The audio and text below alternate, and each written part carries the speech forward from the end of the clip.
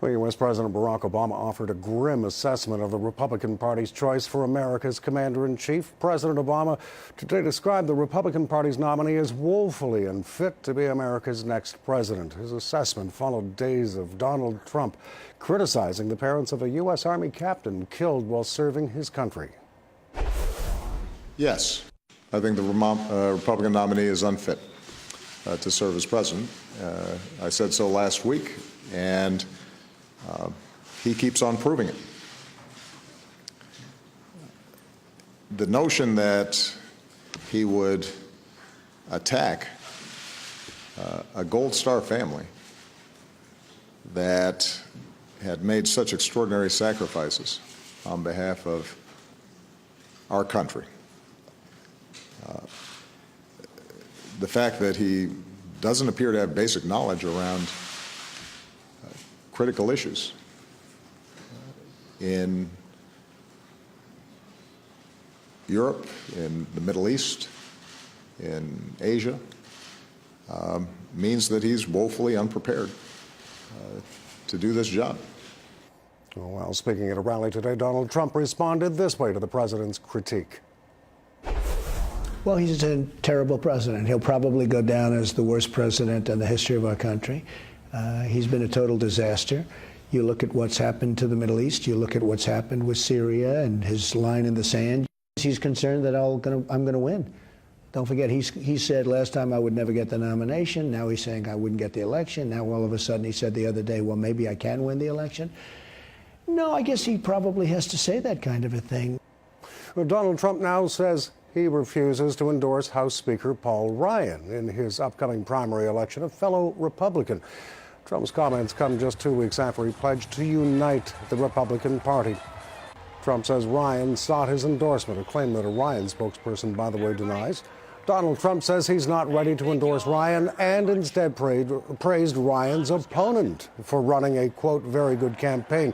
And Donald Trump also said he will not support Senator John McCain in his Arizona primary. Well, for more on this, let's bring in our panel of experts, including Democratic strategist Adam Sharon in Washington, D.C., and Republican strategist Brian Graham, joining us from Jacksonville, Florida. Mr. Graham, let me begin with you. Has there ever been a time that you can remember when a party's presidential nominee has said he will refuse to support two key people who helped him become that party's nominee? No, I cannot remember a time that has happened previously. But of course, this is a candidate like the Republicans have never had before. Mr. Sharon, what do you think of this, the way this has turned out? Have you ever seen anything like this before?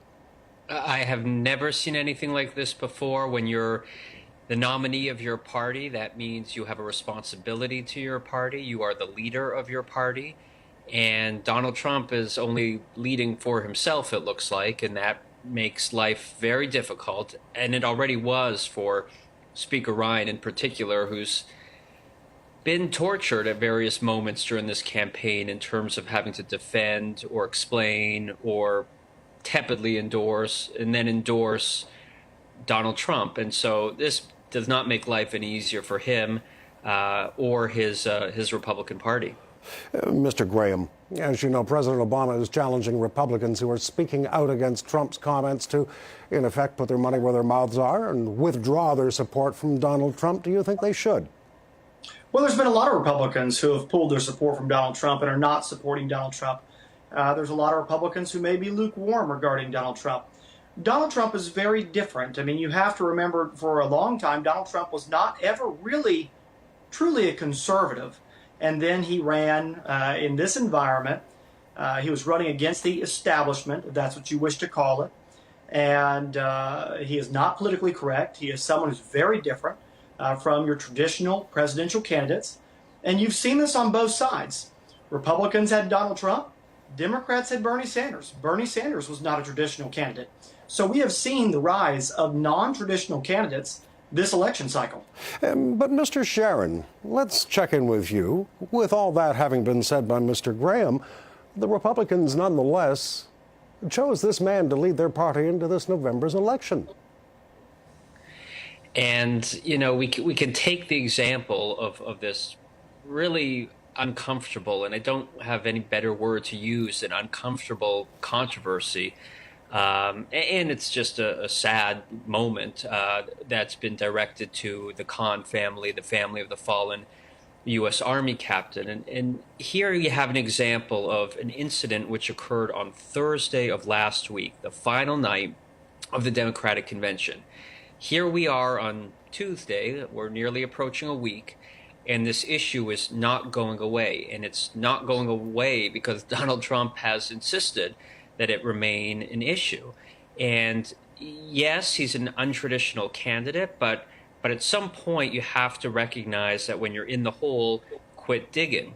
The Melania Trump example of her speech at their convention, at the Republican convention, that too lasted more days than it needed to. And if this is the rhythm, this is a cycle of the untraditional candidate being Donald Trump, then I think he's going to have a lot of problems, and a lot of other Republicans, senators, governors, House of Representatives members are going to have to answer or defend him or distance themselves. Yeah, Mr. Graham, I want to pick up on that point. So Paul Ryan, John McCain, two very prominent. We're not talking about a couple of congressmen from someplace in the United States abandoning ship. These are two very important key members of the Republican Party who, in spite of speaking out against Donald Trump's comments recently in very, very plain terms, they are remaining backers of Donald Trump. Why is that? Well, they're in a very difficult position. There are a lot of Republicans who are in a difficult position who may not have supported Donald Trump. You have to remember that throughout the primaries, for most of the time throughout the primaries, Donald Trump only received 30 to 35% of the vote in a lot of these states. The other two-thirds of Republicans did not vote for Donald Trump. So to say that Donald Trump would be the choice candidate for most Republicans, that is absolutely not the case.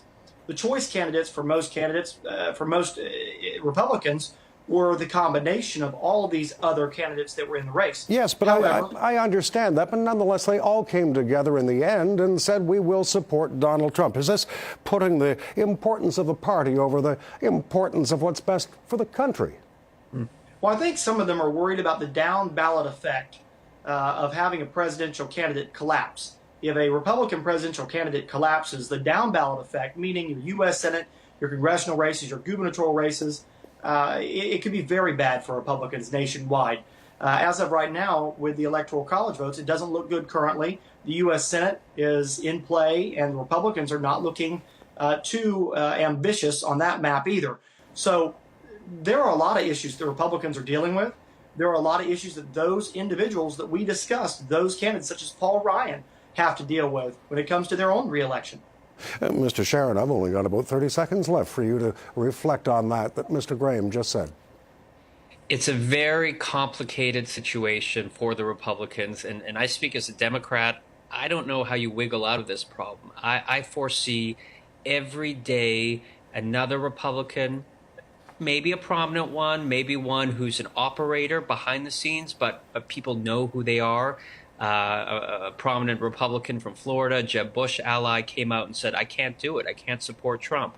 A congressman from upstate New York, retiring, but nonetheless Republican, said, I can't do it. I'm supporting Hillary Clinton. Every day that happens is another difficult day for the Republican Party. Yeah, very interesting discussion. Good to have you both here. Democratic strategist Adam Sharon and Republican strategist Brian Graham. Thanks to each of you. Thank you. Thank you.